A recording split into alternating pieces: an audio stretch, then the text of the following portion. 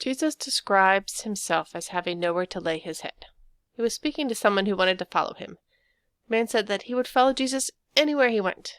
Jesus pointed out that there was no home, no destination. Jesus wasn't settled anywhere. To follow Jesus is to move as the wind blows.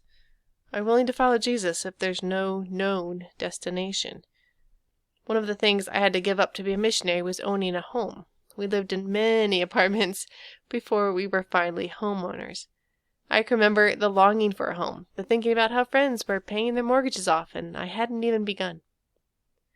I eventually gave that all up and stopped desiring after it. And now we own a home debt-free. The Lord had it all figured out.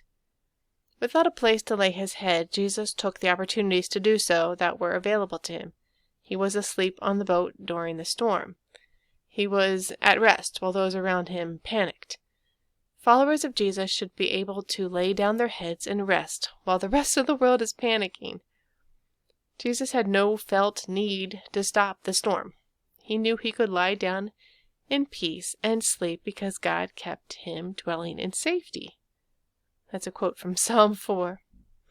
Don't speak to your storms, as they say, some people. Lie down in peace and rest.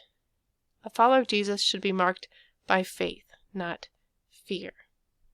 The final story in this section was of the demon-possessed men in this story. They had nowhere to lay their head. Even the demons were seeking a place to lay their head, knowing their future was only torment. The townspeople didn't think they could lie down in peace and sleep with Jesus around. They drive him away, the one who gives peace and safety. The circumstances aren't the peace. Following Jesus might lead you through storms and stampeding pigs, but it's also the path of true peace and safety. And with nowhere else to lay your head, the only and best place is his bosom.